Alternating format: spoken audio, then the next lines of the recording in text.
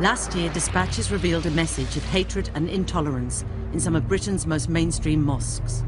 We Muslims have been ordered to do brainwashing. An ideology with its roots in Saudi Arabia.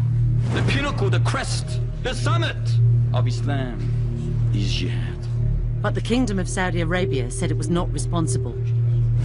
And Britain's most important mosque promised vigilance against extremism. So we've gone back undercover to see what message they're promoting now. The one who changed his deen, what we're going to do is keep. The last day will not come until the Muslims fight the Jews and kill them.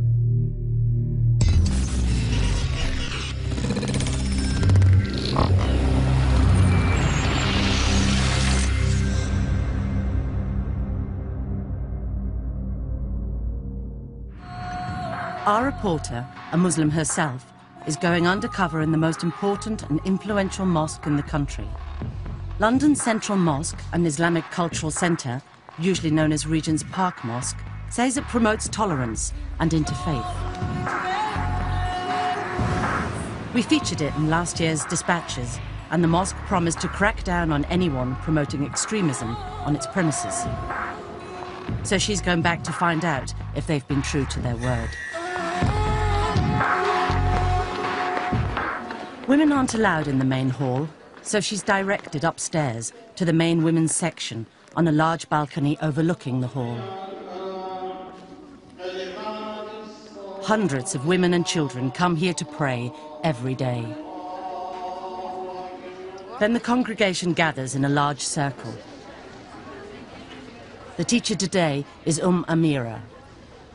She says she's teaching from a book by Sheikh Fazan, a senior member of the official Saudi religious establishment.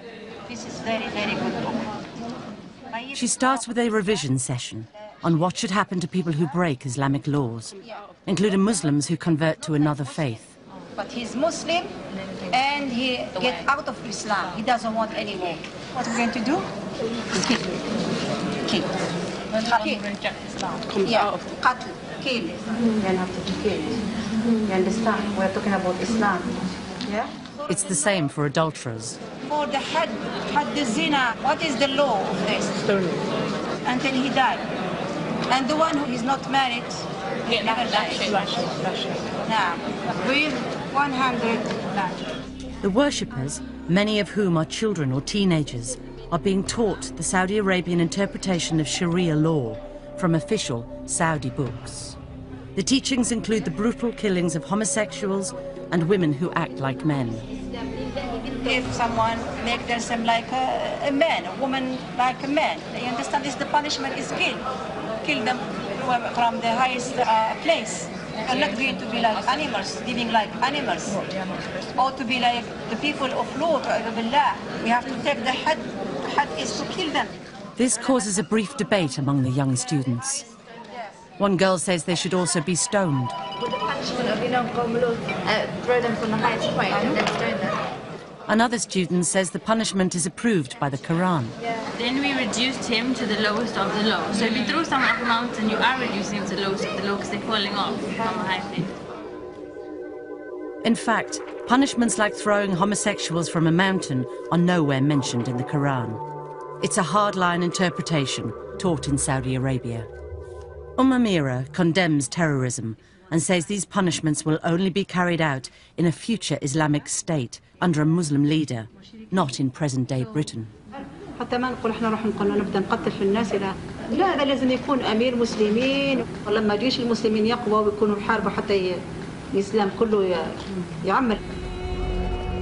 This fundamentalist interpretation of Islam is being taught in Britain's most important and supposedly moderate mosque. Our reporter finds out where Amira has been trained. She says she's just finished 3 years of study at Medina Mosque in Saudi Arabia.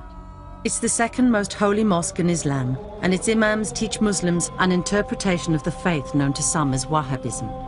Amira teaches what she says is an important principle in Islam. A Muslim must hate as well as love. It's not enough that you worship Allah, we have to also, in our heart, hate what Allah subhanahu wa ta'ala displeased to Allah, Allah subhanahu wa ta'ala. She says this principle relates to living with non-Muslims. Hate what displeased to Allah, especially when living with this country that's non-Muslim. And asks a worshipper to read out a verse from the Quran, Stand up and please. Stand up. which she says is about relations between Muslims and non-Muslims. Verily, we are free from you, and whatever you worship besides Allah, we have rejected you, and there has appeared between us and you hostility and hatred forever until you believe in Allah alone. Amira says it means Muslims must separate from non-Muslims. You understand, sister? Islam is the tabarruq min al-shirk wa ahli, the people who do the shirk. Any questions? After the lesson, our reporter approaches Amira to ask her to clarify her teaching. You know, when we talked about the love and enmity for Allah, how do we apply that? How as a Muslim do I apply that? Yeah. Muslims should show good manners to non-Muslims and can try to convert them to Islam, but cannot befriend them.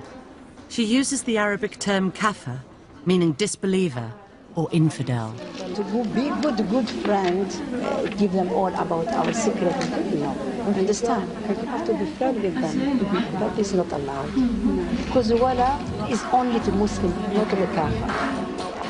Amira says she's learned this doctrine of separatism in Saudi Arabia, whose clerics preach a brand of Islam often called Wahhabism. Wahhabism is opposed to the diverse and tolerant traditions of classical Islam, according to moderate British Muslims like Sheikh Musa Admani, an imam who's advised the government on Islam. The Saudi Wahhabi worldview is very narrow. It's extremely intolerant. This extreme intolerance comes out of seeing non-Muslims as basically non-human. Intolerance, hatred, dislike, this is not Islamic teaching at all. Separating from disbelievers is the official theology of the Saudi state, according to Saudi academic Professor Madawi al-Rashid. The Saudi religious scholars adopt a very strict and radical interpretation of the status of a Muslim minority in a non-Muslim society. A true Muslim should not associate with infidels.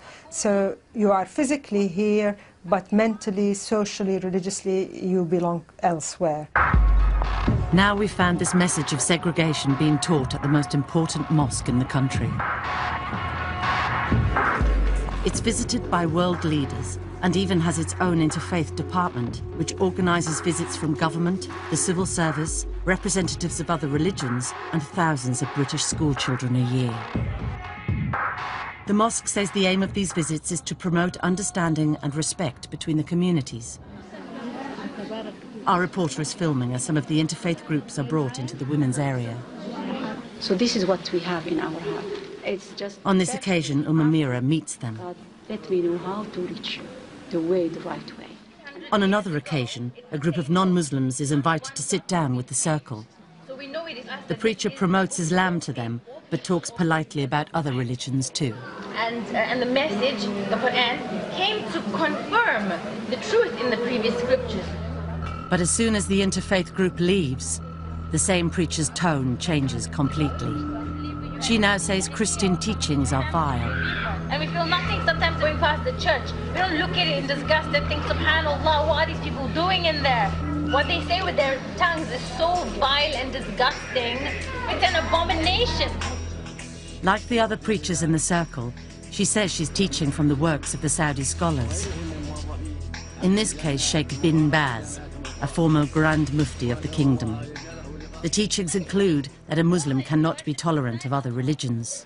He shouldn't just be indifferent and say things like, you go to church, I go to the mosque, let's all stay together like one big happy family and all be united as humanity. This is false, this does not work, this concept is a lie, it's fake, and it's a farce. The circle preaches for 8 hours a day on Saturdays and Sundays. Any woman who goes there to pray is likely to hear their preaching. Our reporter is told the circle was set up years ago by Amira, but while she's been in Saudi Arabia, it's been run by this woman, Salim. She too preaches Saudi teachings. She says she's met a Muslim woman who is too friendly to non-Muslims. When she sees a kafir woman, big smile. When she turns around, she sees me there. Yeah. It's part of Islam, of the aqeedah, of the correct belief, that you love those who love Allah, and that you hate those who hate Allah. Okay? Although the preachers say Muslims should act well with non-Muslims, in private they were often disparaging about their ways and beliefs. In 2 months at the mosque, we only recorded one incident of dissent.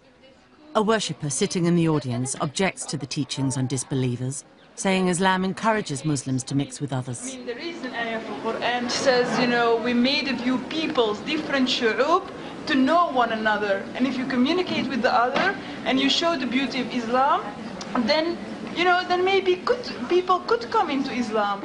The preacher qualifies her statements a little. It doesn't mean that we should oppress them. It doesn't mean that we don't give the right. It doesn't mean that we don't help them. Okay? But then returns to the main theme. But it doesn't mean as well that we should befriend them. Regent's Park Mosque was set up 60 years ago to represent British Muslims to the government. It says its role is to help Muslims integrate into British society. The Women's Circle does preach against terrorism and doesn't incite Muslims to break British laws.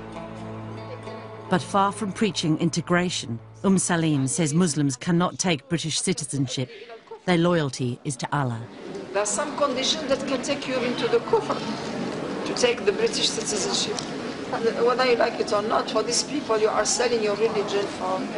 It's a very serious thing. It is not allowed to give allegiance to other than Allah. And another preacher says Muslims shouldn't live in Britain at all. It's not befitting for a Muslim that he should reside in the land of evil, the land of the kuffar, the land of the disbelievers. A Muslim should emigrate to a Muslim country. On Fridays, the women can hear the mosque sermons from the main hall. These sermons are given to 1,000 or so worshippers by the mosque's official imams, who by historical agreement have been supplied by the Egyptian government and are trained in Egypt. These sermons, our reporter heard, were very different from the Women's Circle's teaching, stressing a tolerant and diverse Islam. But our reporter has found that upstairs, British women are being constantly exposed to hardline Saudi teachings. There are other links between Britain's Central Mosque and Saudi Arabia. It's been heavily funded by the kingdom, and the mosque's Director General is from Saudi Arabia. Dr. Ahmed Al-Dubayan is the public face of the mosque and in overall control. I would like really to express our prayers, our condolences also. After the 7th July bombings, he held a press conference there to condemn terrorism. And it is not accepted by the Muslim community. It's not accepted also by all means by the Islam itself as a faith and as a religion. Dr. Al-Dubayan is not an imam, he's a Saudi diplomat. He's Islamic Affairs Attaché to the Saudi Embassy in London and has full diplomatic immunity. Dr. Al-Dubayan told us that some of the preachers, including Amira, were unknown to him. He said Salim had requested permission to be an authorized teacher at the mosque, but had been refused, as she did not supply references and written information about her teachings and views. He and the mosque had not known of her teachings and views, which did not reflect those of Regent's Park Mosque. He said, "The ICC is committed to interfaith and cross-cultural understanding. It does not support or condone extreme views, racial hatred, violence or intolerance." Salim told us, "We are not blind followers of any government or any clerics. We do criticize other religions just as other religions criticize Islam. However, this does not mean that we show intolerance, aggression or violence to people of different faiths. And we have often emphasized that the Muslim's attitude towards his or her non-Muslim counterpart is one of fairness, compassion and tolerance. We encourage integration into society." She said the comments that Muslims could not take British citizenship were erroneous and apologized for them. She said, "Whilst it is recommended for a Muslim to migrate to a Muslim country, it is not obligatory." In last year's dispatches, we found the mosque's official bookshop was selling a number of speeches by preachers promoting hatred and intolerance. كافر يا لطيف. The worst word that can ever be written. Dr. Al-Dubayan told us the bookshop was independently run by a company called Dar al Salam International Publications, a British company with links to Saudi Arabia. But he said he was seriously concerned and said that the DVDs had been removed immediately, pending an investigation. And he called on all British Muslim organisations to be vigilant about the message being spread on their premises, either during talks or on recorded DVDs. So our reporter went back to the bookshop and went to the same shelves to see if he had been as good as his word. But despite his promises, she found they're still selling the speeches of exactly the same preachers we identified last year. They're still selling DVDs of Murtaza Khan, a British school teacher and preacher. In this one, he attacks the Western idea that women can be independent from men. The mental capacity of this society teaches you, I'm a woman in my own right. I can get my own job. I can get my own funding. I can get my own welfare. I can get my own flat. I can get my own home. I can get my own state benefit. I don't need you in my life. What is that? Deception of the devil. And says men should control them. A man is stronger than women, but men today don't know how to take care of their families. That's why their women walk loose. Their women speak loose. And that's their evil society, that Muslim society has become like that today. And they're still selling DVDs of Sheikh Faiz, who was trained to preach in a Saudi religious university, condemning disbelievers. The kafar are kafar. Who cares what they do? They do the most evil, filthy things. The disbelievers, the evil, wicked, mischievous people. Black, you can see the evil in that face. Do not mix with people who do not prostrate to the oneness of Allah Ta'ala, who do not prostrate to the Almighty Lord.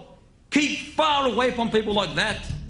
Last year we found DVDs of him calling Jews pigs who would be killed at the end of the world. In this new one from the bookshop, he is still condemning Jewish beliefs and Jews themselves. The leader of pride or arrogance are no other than the Jews. Wallahi, they got the most extreme racial pride in them. An abominated, filthy, disgusting, gross belief. Their time will come, like every other evil person's time will come. And they're selling more speeches by Sheikh Khalid Yassin, who learned Arabic in Saudi Arabia. In some of the DVDs we found, he says Muslims could have a constructive relationship with non-Muslims. But in this DVD, he praises the Sharia law practiced in Saudi Arabia, saying he's witnessed public beheadings there. When you enter Saudi Arabia, everybody knows how everything goes. They're the only ones that have the power and who have the audacity and who have the principle to continue punishing the people as Allah subhanahu wa ta'ala said punish them. At least I say we Muslims should have that kind of power all over the world. And that people can see people without hands. People can see in the public heads rolled down the street. People got their hands and feet from opposite sides chopped off and they see them crucified. They see people get punished. They see people get put up against a pole and see them get lashed in the public. They see it. And because they see that, that acts as a deterrent for them because they think about that. They say, oh, I don't want that to happen to me. Sheikh Yassin told us his comments should be considered in context. He said he did not support or promote Saudi Arabian government policy or religious rhetoric, and said capital punishments are carried out by many states and governments. He said, that lecture was aimed at reforming the Muslim people, the Muslim society and the Muslim world, to be adjudicated by the sovereign Islamic State, when one exists. Dar es Salaam International Publications told us the bookshop sells a wide range of material which they do not necessarily agree with. They said, we try to represent a variety of opinions through the products we sell, in order to spread peace, respect, tolerance and understanding. We were unable to contact Murtaza Khan. However, last year he told dispatchers, My discourses have never been delivered with the intent to malign any individual group or race. They are delivered to inspire Muslims to better themselves and then to play a positive role for their own and wider community in Britain. Dr. Al-Dubayan reiterated that the bookshop was run by an independent company. He said, "Despite having no control over the bookshop, we met with those running the bookshop after your programme was broadcast. We made it clear that it was not acceptable for the bookshop to stock materials containing extremist views, as we consider these materials to be offensive and contrary to the aims of the ICC. We were assured all offending material had been removed and systems put in place to prevent this reoccurring." Dr. Ghayasuddin Siddiqui founded the Muslim Parliament in Britain and is director of the Muslim Institute, Britain's oldest Islamic think tank. He says the mosque's bookshop has previously been caught selling radical books as well as DVDs. Whenever such books are found, I mean, the only explanation from the administration has been that it's not part of us.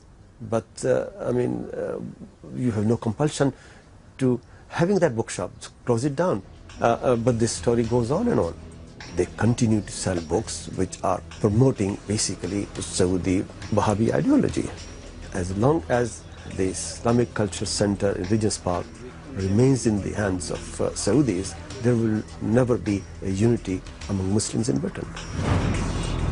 Next, we investigate claims that the Saudi Arabian state is involved in spreading a message of intolerance and segregation.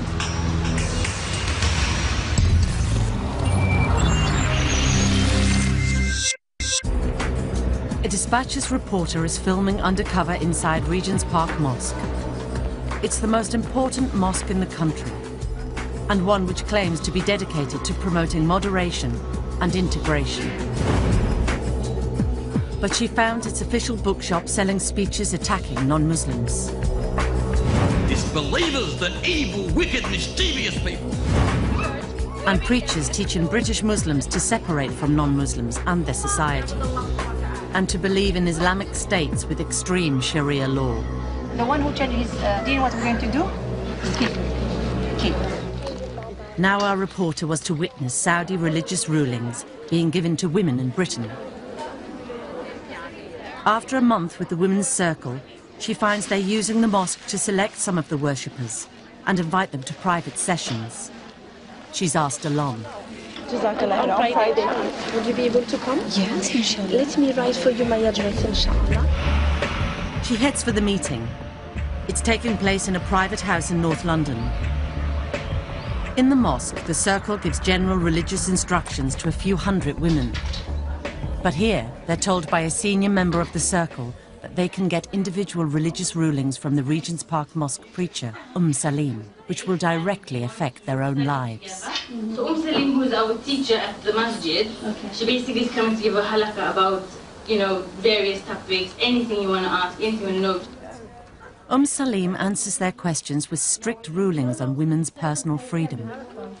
She says they can't travel far without a mahram, a male member of the family, to escort them.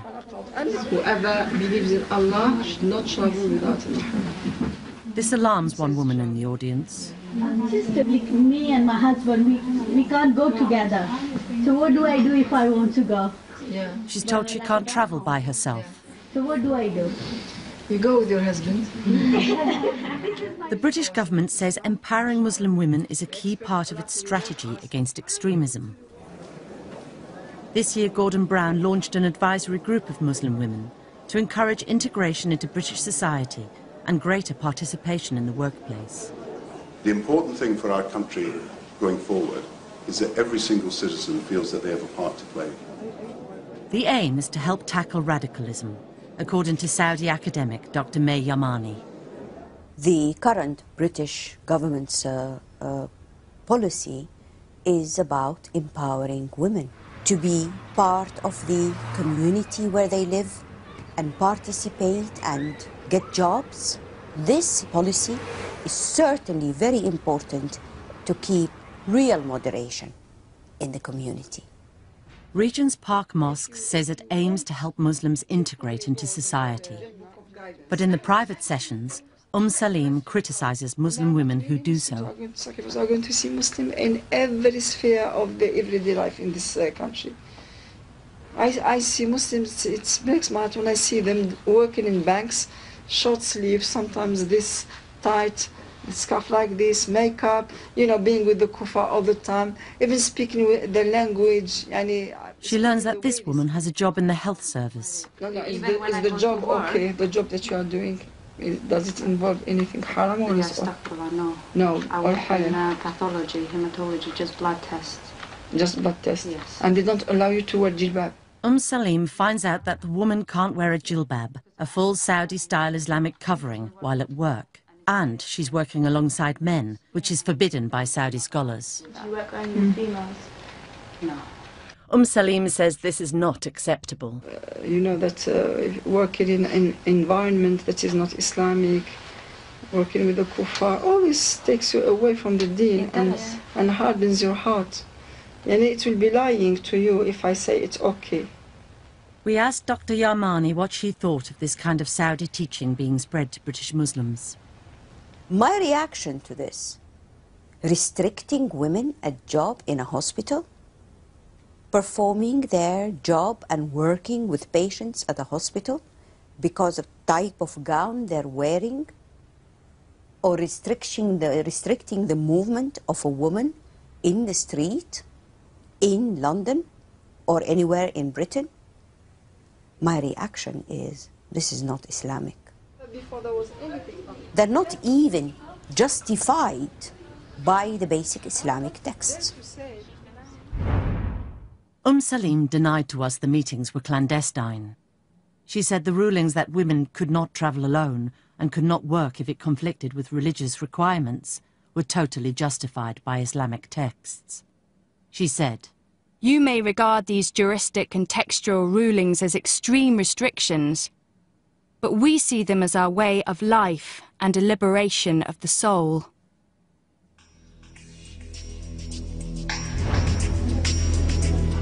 Saudi teachings on women's freedom are also being spread in Regent's Park Mosque's official bookshop.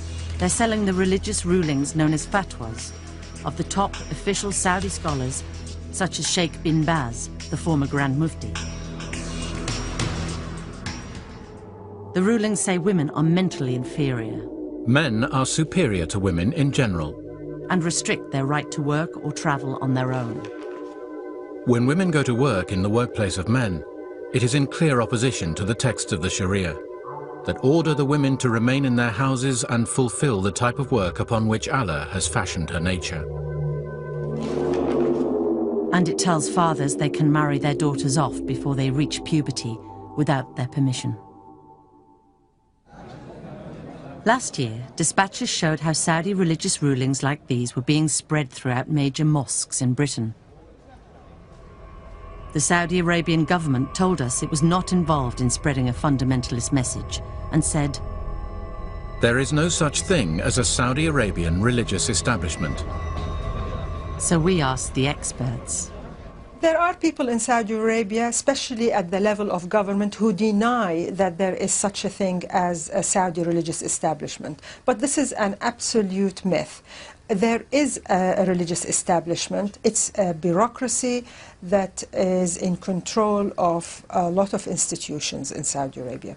The Wahhabi religious establishment are constantly indulged as the co-rulers of the Saudi government. They control some of the most important levers of power. The Ministry of Islamic Affairs, the Ministry of Pilgrimage, the control over the judiciary, the control of most of the educational system. The religious establishment is headed by the country's most important clerics. Council of Higher Ulama or religious scholars is a body that is established by the state, whose main function is to issue religious opinion, but it is also responsible for overlooking the functioning of all other institutions. And the Saudi government has a bargain with the religious establishment. It allows them to control the social sphere, morality, or the public space. In return for that, they get subsidies, they get their salaries, but also it gains their acquiescence. So the religious establishment in Saudi Arabia is an integral part of the system. Whether the ruling elite admit that or not. The Saudi government has spent billions of pounds spreading Islam around the world.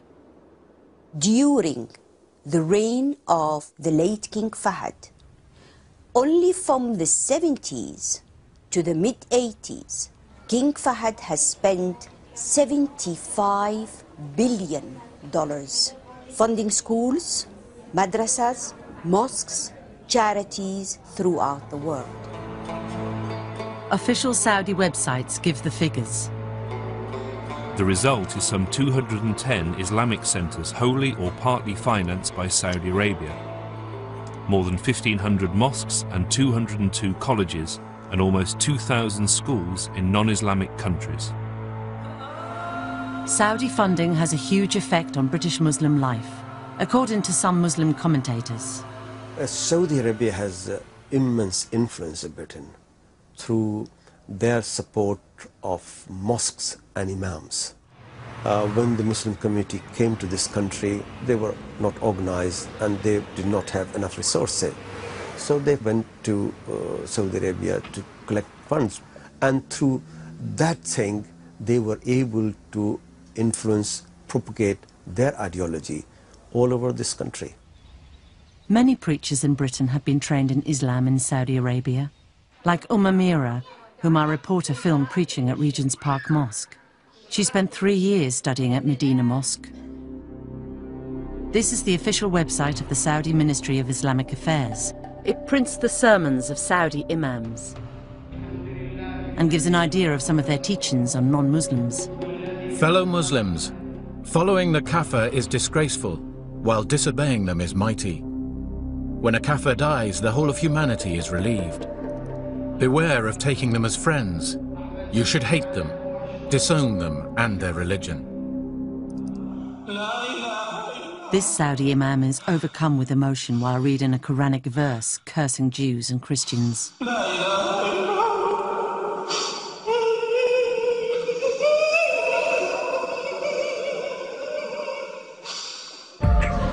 Saudi books with the same message of segregation continue to be widely available in Britain, such as these official fatwas sold in Regent's Park Mosque bookshop. The enemies of Allah are the disbelievers. It is necessary to avoid mixing with non-Muslims, to like them, to love them, to support them, or live amongst them. We found Saudi Arabian religious teachings being spread at Britain's Central Mosque, which is run by a Saudi diplomat. This is another Islamic institution in Britain, funded by Saudi Arabia. The King Fahd Academy in West London is an independent day school for 500 Muslim children, run under the support and supervision of the Saudi Embassy. Dr. Al Dubayan, the head of Regent's Park Mosque, sits on the board of trustees. In 1998, the school started teaching some of the pupils the same official education curriculum that's taught to children in Saudi Arabia. Colin Cook is a Muslim convert and worked at the school as an English teacher. 18 months ago, he was dismissed after raising concerns that some of the children were cheating in exams. But this year, he won £70,000 for wrongful dismissal at an industrial tribunal. After he left, a contact still there passed him official Saudi textbooks from the school. The books carry the stamp of the Saudi Ministry of Education. The books teach that other religions are worthless. One quotes a Quranic verse. Those whom God has cursed, he turned into monkeys and pigs. And in a footnote says, it is said that the monkeys are the Jews, the pigs are the infidels of the table of Jesus, the Christians. And another passage sets the children a test. I read that the books were asking the children to describe the repugnant characteristics of the Jews, and I found that repulsive and appalling. I believe these textbooks will poison the minds of anyone that reads them. The King Fahd Academy said it agreed that the passages were inappropriate, but said that they had never been taught at the school. The books had now been disposed of, and the Saudi curriculum had been phased out altogether. It said the passages on Jews and Christians related to an Old Testament event. It does not imply or infer that this is a general comment on these faith groups today. It said Ofsted had found that its pupils showed good empathy and tolerance of others' views. Every year, the Saudi ambassador to Britain, Prince Mohammed bin Nawaf, holds a conference with the British Foreign Secretary. He says the aim of the dialogue is to promote tolerance and mutual respect. That the theme of this session is focusing on how each community perceives the other and how to promote positive views and mutual respect. Our young people need to discover in learning about one another. But the British government's policy on tackling radicalism and the message being spread by Saudi theology are incompatible, according to security expert Professor Anthony Cleese. What the British government wants is for British Muslims to feel part of an inclusive British society. Now, what the Saudi version of Islam is saying is that Islam is not just a religious identity, it is also a political identity. And that they should resist, that it is right to resist being assimilated into mainstream British society.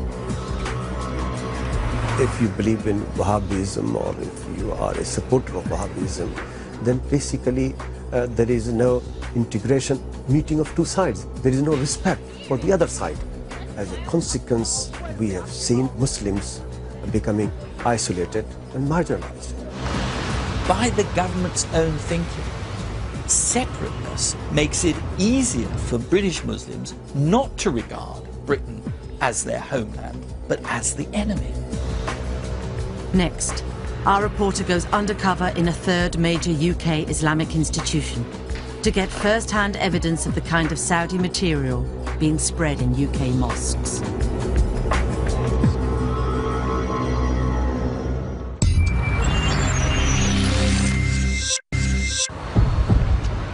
A Dispatches reporter is filming undercover, investigating major Islamic institutions in Britain with strong links to Saudi Arabia. She found preachers in Britain's most important mosque promoting extreme Sharia law. Someone make them seem like a man, a woman like a man. You understand? This the punishment is kill them. And selling DVDs with a hardline message. People can see in the public, you understand, people got their hands and feet from opposite sides chopped off, and they see them crucified. And we showed a British school run under the supervision of the Saudi embassy, which imported books condemning other religions. I believe these textbooks will poison the minds of anyone that reads them. Now our investigation turned to a third major Islamic institution in Britain. This is the UK headquarters of the Muslim World League and the World Assembly of Muslim Youth. They're worldwide charities and run a 5-storey complex of offices, a mosque, and prayer rooms in the heart of London's West End. Although their headquarters are in Saudi Arabia, they say they are independent of the Saudi government. They say they give out Islamic literature promoting coexistence and moderation between cultures. So our reporter is going undercover to find out.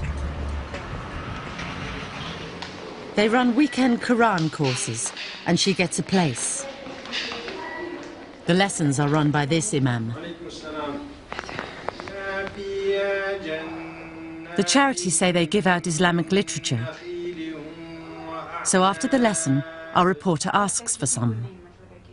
She says friends of hers are setting up a mosque and Islamic school. He says they do give out books on Islam. जो भी इस वक्त फिर आ जाए जो भी किताब मांग ले हमारे पास मौजूद हो तो हम उसको स्प्रेड कर देते हैं कोशिश हमारी ये होती है कि हमसे कहें कि भैया वो इसको मस्जिदों में रखें इस्लामिक सेंटर में रखें ताकि सारे लोग फायदा हासिल करें जी He says they mostly give out English translations of the Quran. ये ज़्यादा से ज़्यादा ये जो तर्जुमे का कुरान है ना इनके पास ये होता है English translated Quran. She asks where the books are coming from. ये क्या सऊदी से सब आती हैं? जी He says they come from the headquarters of the two charities in Saudi Arabia and a third source. Ministry of Islamic Affairs. The main sources in three sources. The charities based here claim to be independent of the Saudi government. But the Saudi Ministry of Islamic Affairs is using them to send books to Britain. And this official Ministry of Islamic Affairs website says the Muslim World League operates under its supervision. The two charities were set up specifically to spread the Saudi version of Islam worldwide, according to many moderate Muslim observers.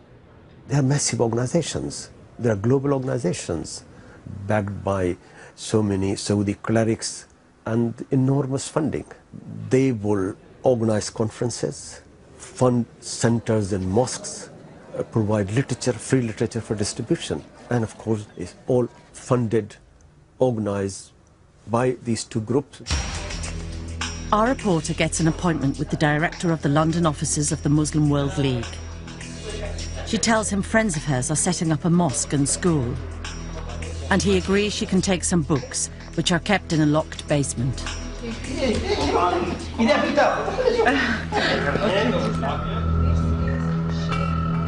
With another undercover reporter who is posing as a friend, she goes along to pick them up.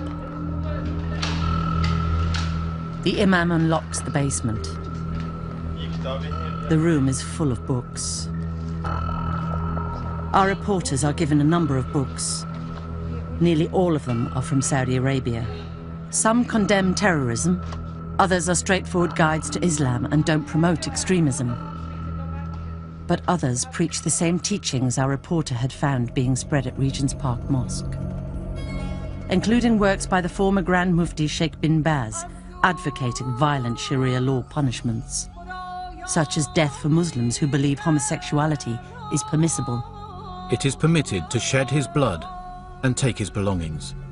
The books say love, support, loyalty and friendship with disbelievers is forbidden. Muslims must do jihad until all countries are ruled by Islam. If some of the people of the non-Islamic countries stand against Islam, they must be fought. And they must act upon the reported words of the Prophet.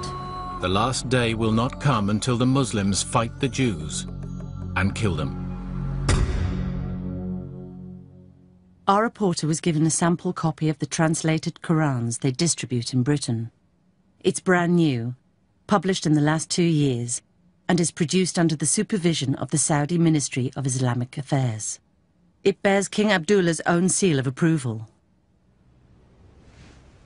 We showed the new translation to Sheikh Musa Admani, who studied Islam at India's top religious universities. Whoever believes in Allah and the last day. A number of verses in the Quran preach peace and tolerance between Muslims, Jews and Christians. But the Saudi Quran contains footnotes saying these verses are no longer true, a narrow interpretation, not followed by moderate Muslims. These scholars from Saudi Arabia are saying that it has been abrogated, it's been cancelled, it does no longer apply, because it doesn't fit in well with the ideology of segregation. Another footnote explicitly preaches segregation. This indicates that a Muslim should not stay in a non-Muslim country. Now, it's interesting. He's translating the Quran. Okay. The verse does not say anything about living Muslim, non-Muslim land. Here, they're trying to use the credibility of the Quran to push their own idea in selected areas. The underlying motive here is to find a way of continuously implanting this permanent wedge between the wider British society and the younger Muslim living in Britain. He says King Abdullah's new translation has removed some objectionable material from previous Saudi versions. Made a bit of improvement, but it's not good enough. The Muslim World League told us some of the books we quoted from had been donated to them 10 years ago, assessed, considered not suitable for distribution, and left in the basement. With regards to the translation of the Quran, it said, "No translation is perfect, and not every interpretation is agreed. You have managed to find a few footnotes which you dislike, and which most readers probably do not even bother to read." It said any allegation that it is promoting a theology of intolerance, separatism and extremism was offensive and entirely untrue. The Royal Embassy of Saudi Arabia told us that the King Fahd Academy, the Muslim World League and the Islamic Cultural Centre and Central Mosque were not part of the Saudi Arabian government or its instruments. It said, "The Saudi Arabian government does not advocate or support the bigoted beliefs of extremists, and there is no such organisation as the Saudi Arabian religious establishment." It said Saudi Arabia promotes tolerance and mutual understanding and is at the forefront of international campaigns to stamp out and rehabilitate extremists. The British government says Saudi Arabia is its partner in tackling extremism, but critics say it's turned a blind eye to the importation of Wahhabism for years. Dennis McShane was a Foreign Office Minister from 2002 to 2005 and became worried at the government's attitude to radical Saudi teaching. The British establishment, in my judgment, in the sense of Whitehall, of senior ministers, refused to look at the penetration of Wahhabism into schools, into mosques. The ideology of what Wahhabism promotes is deeply inimical and dangerous to British values, but at the other level, this was a huge source of revenue for British companies, British state, British people, and that stopped, I think, any robust criticism of the Saudis. We were not firm enough in saying you should not export Wahhabism. He says the 7th of July bombings have been a wake-up call to ministers, but the government still doesn't take a strong enough line with Saudi Arabia. Clearly, Britain is a big trading state with an important defence industry, needs a relationship with Saudi Arabia, but we have to say quite clearly you can't export anti-Jewish, anti-democratic, anti-Western, anti-rule of law, homophobic, anti-women ideology dressed up as a religion. That is not acceptable. The British government told us, "We have put in place robust legislation to combat incitement to religious hatred, violence and terrorism. All individuals and organisations based in the UK are subject to this legislation, regardless of the provenance of their funding or connections to third countries, Saudi or otherwise." The petrodollar money coming from Saudi Arabia has basically distorted the growth and development of Muslim community in Britain. That's what I accuse them of. It's a distortion of Islam itself. The abuse and misuse of this great faith of mine, and not only mine, but of my children as well. To think, as I believe our government thinks, that it makes ideological sense to play patsy with the Saudis is folly of the first order of magnitude. We will be paying for it a vast amount in the years to come. It comes to pass that we find the Nasara, the Yahud, America, the UK, France, Germany, they have come against the religion of Al-Islam. Why give up your deen and your long legacy of Al-Islam to please someone who is an enemy to me? Abu Usama is an American convert and a very popular speaker at Green Lane. He preaches against